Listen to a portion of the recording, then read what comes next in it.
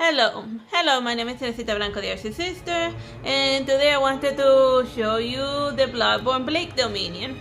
Like this weekend I went out to vote with my mother, my brother, and the early voting was in a public library. So while I was doing the line, I started, since I'm bored of my freaking mind, I'm just looking around seeing, and then suddenly in the new book section, this little number caught my attention. So if you decide, this book, he has several different front covers, so I would choose this one because this front cover is the one that actually drew my attention. So then I just hurry up and rush to the voting. I didn't bother to read anything, and then I got myself a library card. Since I'm not familiar with this neighborhood, because I moved here a couple of years ago, and I usually explore my general vicinity very slowly. So then it just got me to try to get a library card and whatnot. So yeah.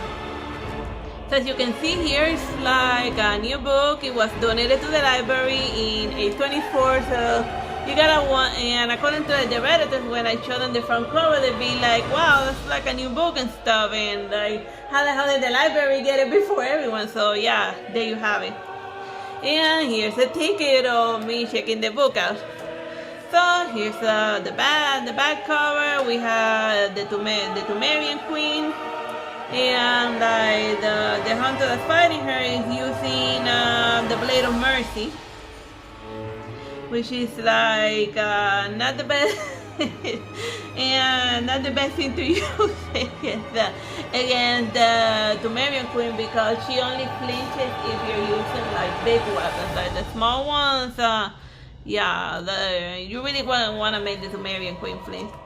So here's what the inside looks like, and here are our main characters. We got Gretchen and her Abraham, and they're looking for her apprentices, some annoying kid named Lucian. So then here's something that you gotta pay attention. When you're reading this comment, it has some now, and then just standard bosses and whatnot. And then eventually they go do some den. This is when they write den, is that you're seeing an annoying is that you're seeing a flashback. So that's something to consider and whatnot. So then I like a lot of the little fighting panels. They're and that's the biggest highlight of it, the actual battle thing. So then over here you have the callus that they're gonna go into. This callus over here is actually it looks like a Loran callus, the one with the skull. But the design of it in specific is the weird little callus that you see in the presentation. So instead of this weird mob guy, they should have fought a cleric piece, not the mob guy. They're going legit 100% like the video game. But whatever, the break, I guess I must have played the video game a little bit before making the comment, so I guess since it struggled against the break guy, it became a mini boss in the comic. Well, yeah. Now he's usually just slow down, just shoot it, and that usually takes care of it. He flinches very easily, and then after he flinches, you're supposed to get in there and do a visceral attack. That's something that I didn't see in the comment. They didn't do a visceral attack. Then again, that would look very gory. They pull out his guts, and it's a pretty bloody, a pretty gory graphic now. So yeah, so then over here they're doing the little callus ritual. First they pour a bunch of mysterious oil in, but it should be a little bit more red, because all callus materials, it usually start with a truckload of blood. And the icon of the blood is usually a huge pan of blood, and then over there it shows you the exact number. So the callus rituals, they're very thirsty calluses in order to activate it. And then over here this looks like a little stone mold, and then only a little dab of blood. But no, it should have been a truckload of blood and then a little bit of everything else. So that's something that they got wrong and whatnot. Also, like the armor of the chick is like the stand. Both of them have like the standard hunter armor, and I think in part the reason why they do that is because even though she's using the Blade of Mercy, she was dressed 100% like the crow chick from like Bloodborne. Then they will have to. It's easier to get a person to emote without a mask than with a mask because like. Well, I guess I could have done like B for Vendetta about it. I mean, the B for Vendetta, the entire comic is just the guy with like a happy face mask, and they somehow managed to like make him emote with the hand. Just be very Italian about it. So then he does the creepy smoke, and then into the Callous dungeon they go. So like the entire comic is just basically them like wandering around the Callous dungeon, randomly punctuated by flashbacks. Like the basic motivation of like the Lucian kid that went into the Callous dungeon, even though he wasn't supposed to in one, was because he needed power to avenge his sister, and he felt like the hunters weren't teaching him because she's constantly saying, "You're not ready. You went to fight a wolf without a gun. Seriously." Like going out in Bloodborne without a gun, or even without a magic thing. You either have to have a gun or what's the spell? Diago Repita, the one that you shoot with like the tentacles, or a tentacle spell that causes the enemy to flinch the same way as a gun. Like if you don't have a gun or that other thing, then obviously you haven't learned how to be a hunter yet because it's a death sentence if you don't have them. So yeah, so he was just struggling against a basic werewolf. But then again, that's usually that's the first monster that kills you in Bloodborne. And the kid only survived it because like his teacher went out to like save him and whatnot.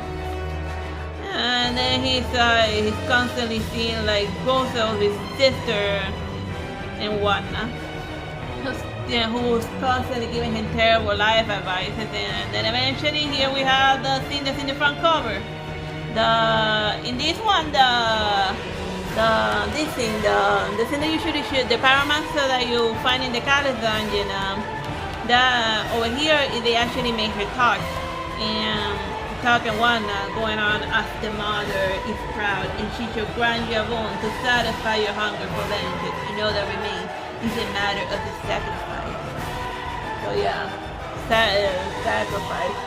Well then again, like it is kind of like implied in the main game that they do have the ability to resurrect. Well, the main character is constantly resurrecting because of the hunter's dream. So I guess the hunters in this comic, they already lost contact with it, and this guy hasn't been chosen by Pelblad in order to be one of the hunters and whatnot. So yeah.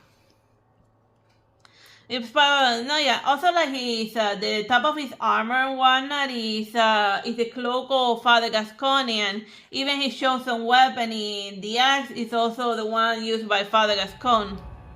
So I guess they just chose it for a stylistic sense. I mean, Father Gascon had 2 daughters, not a fail son and a little girl.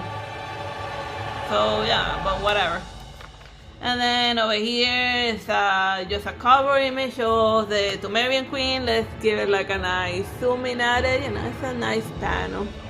Oh, she's just looking very cool and whatnot. And then over here, just your standard, just a random monster you run into while wandering around.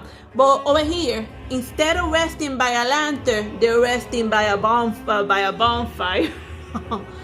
But so yeah, hunters don't rest by bonfire. They rest by those creepy lanterns that summon the little messenger. So yeah, which is something that every Bloodborne fan would know also. But I guess semantics is just good for the ambience. You don't have to go 100% by the game. But yeah, I haven't an interest in a bonfire in like Bloodborne instead of a From Software game. Yeah. And plus, yeah, there hasn't even been the slightest allusion to the hunter's dream, which is something pervasive throughout the entire game. But then again, she's a hunter, and the hunters of hunters already lost complete track of the contact with the hunter's dream as shown canonically there. So yeah, And even Father Gaston, when he drops dead, he goes to the hunter's nightmare, not the hunter's dream, because, you know, eventually they stop being Pale Blood's favorite, whatever. But I'm getting sidetracked. Oh, yeah. So they, flashback. Oh, yeah, here's like my favorite boss battle of the entire comic. Over here, they're fighting a sinister bell ringer woman, summoning an, stupid flashback. Him talking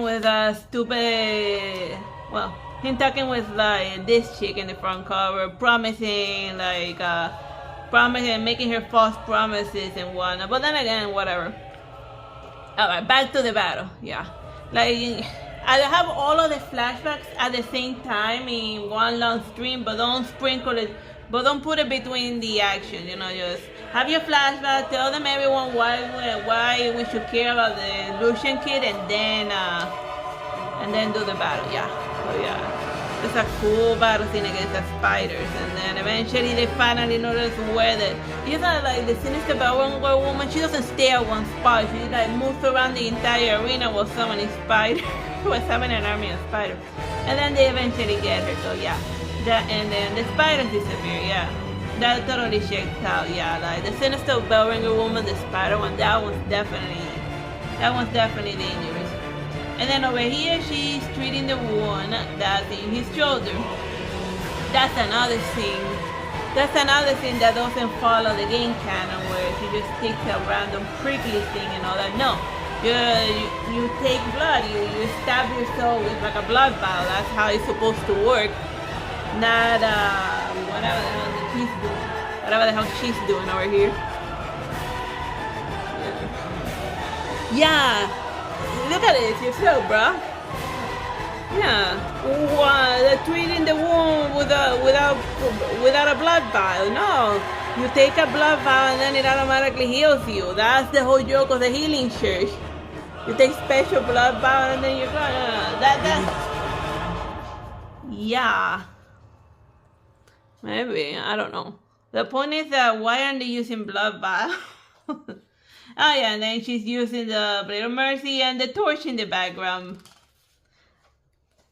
Well, so that's her gun in the back behind her. But then she should also have the torch as well, because but first of all, that gun usually goes to the side when you're not using it, even if it's like a very big gun. I remember that much.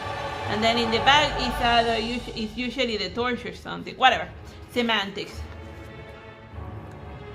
Alright, so then wondering about, okay, we got like some rats. You never do skinny panels in the bottom of the screen. That's like a basic comic writing 101. Yeah, like the skinny panels are like a bigger mess. Whatever. Okay, so then we got like more flashbacks that nobody cares about. Alright, time for a boss fight. And we had the classic undead giant.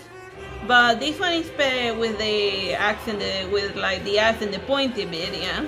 This about checks out, but over here, I remember that this was specific. They usually have like the chains in the background, so when the guy tries to back attack him, the chains hit you when he does his weird twirly twist.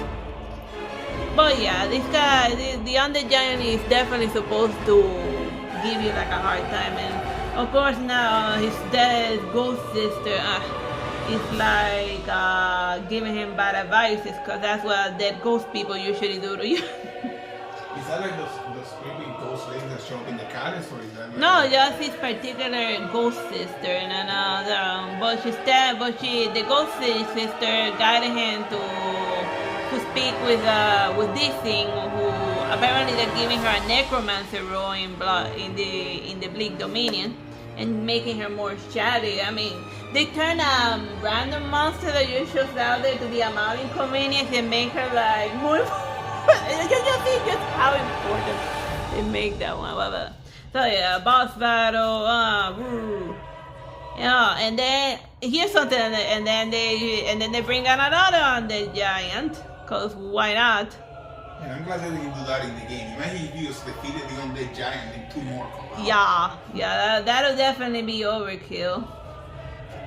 I think it's like stage 2, by the way. Yeah.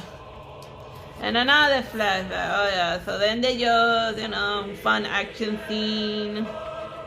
But but then with the 200 giant, they just carry over it into panels.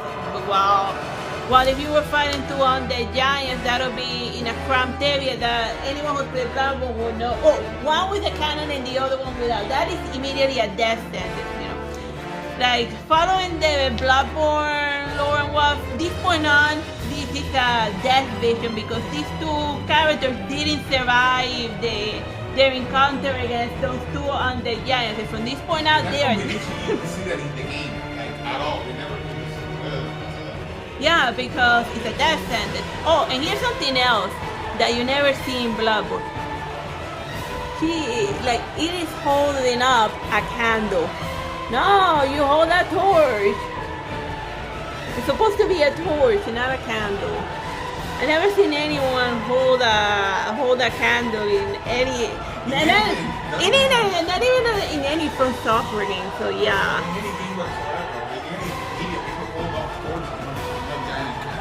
Yeah, that's like the biggest candle I've ever candle.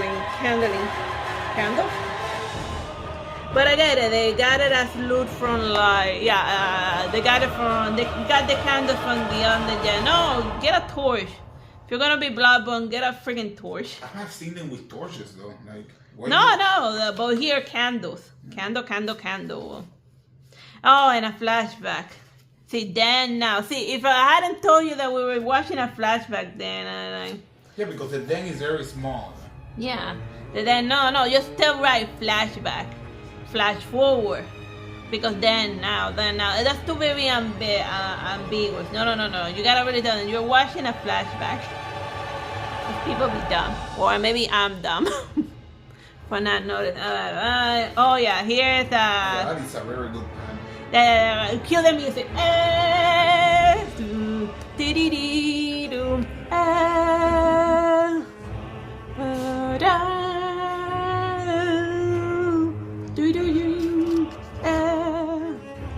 Oh yeah, this definitely is how we will run against them, running away from the fire, then getting overwhelmed by this. Still can see the way this is stupid, and over here they run away from, which is something you can't do from a boss battle. You can't run away and lock the monster behind a flimsy door. No, you get blocked by a barrier that forces you to fight the monster. And no, but wait, they survived. They were able to defeat 2 undead giants, but not the fire dog. The undead giant is like literally one of the hardest bosses in the game. They fought 2 of them. And they fought 2. No, 3. First 1 and then 2, like the Hollow Knight sisters.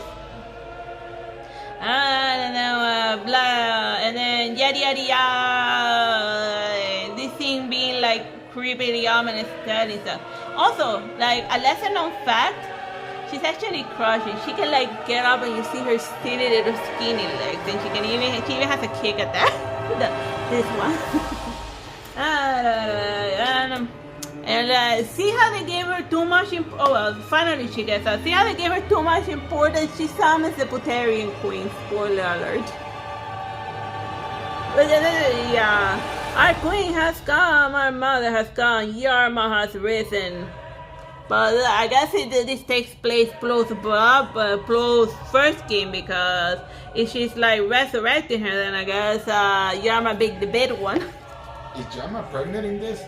Well, she doesn't look very pregnant-y. She's supposed... No, they do like the bloody version, the one that you see in the Menses Nightmare. Yeah, but she doesn't look she doesn't look very pregnant in this battle. And she's also No, she doesn't laugh at you. I thought she's crying all the time. I hear her. It's a weird, ambiguous sound. She sounds like she's crying all the time. Remember? I mean, she doesn't look like she's laughing with like those ghostly eyes or despair. And then these guys who ran away from like the fire dog are now fighting the Sumerian queen. I think the Tumerian Queen was weaker than like the doggo. But yeah, that's like the main fight thing. She's embodiment of the remorse. So they got right the whole acid, the whole xenomorph acid blood thing. And oh yeah, over here, that sound, the disembodied cry of an infant and laughter. No, I didn't hear laughter. Maybe the guys who made this manga by this point they went completely insane. Because I didn't hear any laughter when the baby was like doing anything. And plus, if they're hearing that and they're this close, they have to be paralyzed. Because that's like a weird... You would never fight the Tumerian Queen so up close and personal. You have to like do it in swings. You know, you get close to her, give a couple of hits, and then you swing back because she's gonna activate like her baby power. Oh god, it's totally thin. And with paralyzed, and when you're paralyzed, she like can quadruple stab you. And then, stupid flashbacks. And then we're back here again. It feels like these flashbacks seem just feel like filler. Whatever. And then we're back to the Tumerian Queen fighting it and whatnot. And then she finally feels like using both her hands. And then they're still fighting her. And obviously they're not. That means that they got the 1/3 of her HP bar. Yeah, maybe they should have really tried to fight the fire dog instead of running away. I mean, if they got her like to 1/3 of her HP bar, they're definitely making some progress in one, no? And then the stupid kid goes to like help her and one and then battle them as well, while the Tumerian Queen takes a breather and lets them have the stupid conversation instead of taking a moment together to stab him in the back and whatnot. That's a Dragon Ball Z approach. Well, yeah, when they had conversations and the bad guy gives them a moment to die. First of all, why isn't if this thing is there, summoning the Tumerian Queen? Why isn't she helping? She can like spam fire moves. This thing combined with the Tumerian Queen, that would be it, man. Game over. Man, game over. Like, I'm pretty sure a lot of people don't lose to the Tumerian Queen, but they have lost to the Pyromancer. Yeah, so the Pyromancer's one hit the fire move point blank, combusted. Also, where's the other two Pyromancers? Because you never fight just one Pyromancer. Oh yeah, and then they'd be like, we will serve them out and we will appease her and we will feed her. Okay, wow, they really, you finally talk and you, like this thing finally talks and it sounds like a freaking lunatic. But yeah, I didn't mean to rip it apart, but like, you know, you did some great battle. But yeah, you forgot that the Tumerian Queen can also do like the Naruto Shadow Clone Jutsu thing. Yeah. and also, why is she giving the? Okay, this is a flashback, and also like the ghost thing. It doesn't do like lightning; it does fire. It should be burning. Flashback, and then it's yeah. From this point on, like the Tumerian Queen checks out, and then she's like, oh, and then she's like so tired and whatnot. That yeah, at a certain point they forgot the Tumerian Queen was theirs. And then he said he'll sacrifice himself or whatever, and then he stops seeing his dead sister, and then they leave the Callus dungeon and all that. And then this is how we meet her. We're like, in the Callus dungeon, the Tumerian Queen that you fight is the one with like the huge, she should have like more pregnant bulge. Yeah. But then again, I guess the study would have been too brutal to fight literally a pregnant chick. But yeah, that really is what happens in Bloodborne, so yeah. And then the stupid kid, and then in Bloodborne, the stupid, the MacGuffin Lucian kid sacrificed himself to the Tumerian Queen as if she's some vampire. No, she doesn't, like, she doesn't have a bite attack, she just stabs you to death. Oh, that's what she does. Alright, so I finished, so this is the end of my review of, or me just showing you random panels while being nitpicky about it. Oh, the Bloodborne Bleak Dominion. Great cover, by the way. It got me to get a library card. Great thing. What you did with a little too... This thing does fire. It's a fireman. It should have been like shooting fire everywhere. Blue fire to be more specific. And she also buffs up the strength of anything around it. So like it should be in the Tumerian Queen times a million with this thing beefing her stats up. But yeah. And we're done. I hope you have fun with this breakdown of Bloodborne, the Bleak Dominion. We'll see if the library gets the next volume of this. And if not, then I guess this is the only one I'm going to be doing of this. Bye bye and God bless.